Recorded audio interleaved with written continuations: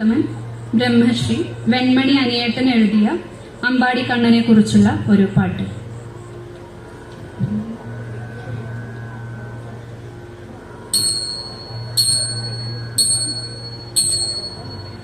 ശ്രീകൃഷ്ണ ഭക്തി നിറയാൻ കൃഷ്ണയേറ്റം വളർന്നവർ ശ്രീകൃഷ്ണ കഥ കേൾക്കാനായി സപ്താഹം കേട്ടു സാമ്പ്രതം.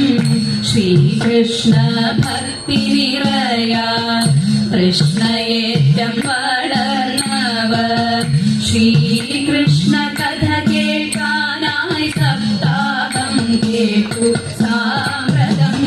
ശ്രീകൃഷ്ണ കഥ കേട്ടപ്പോൾ കൃഷ്ണാവേശം ഉണർന്നുമേ മാനസം കൃഷ്ണനായിടാൻ തുടികൊട്ടിയ നാരദം. ശ്രീകൃഷ്ണ കഥ കേട്ടപ്പോൾ കൃഷ്ണാവേശം ഉണർന്നുമേ മാനസം കൃഷ്ണനായിടാൻ തുടികൊട്ടിയ നാരദം. കോമളാംഗനതാം കണ്ണൻ കളിയാടിയ ലീലകൾ കേൾക്കും തോറും ബോധിക്കുന്നു കർണം ചൂർണം രസാവഹം. കൺകോണുകളിൽ ഇറ്റിറ്റു പൊഴിയുന്ന ശ്രുബിന്ദുവിൽ താരല്യമുള്ളിയുളവായി ജലം വറ്റാതടാകമായി. താരല്യമുള്ളിയുളവായി ജലം വറ്റാതടാകമായി. ശ്രീകൃഷ്ണ ഭക്തി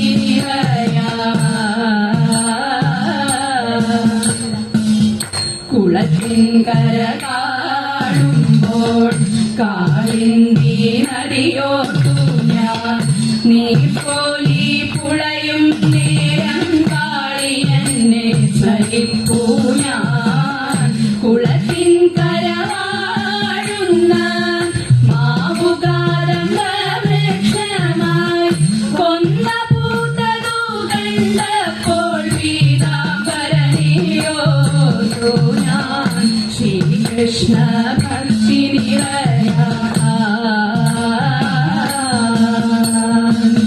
മുറ്റത്തു നിൽക്കും പാവോയമളാർജുന ഭാവമായി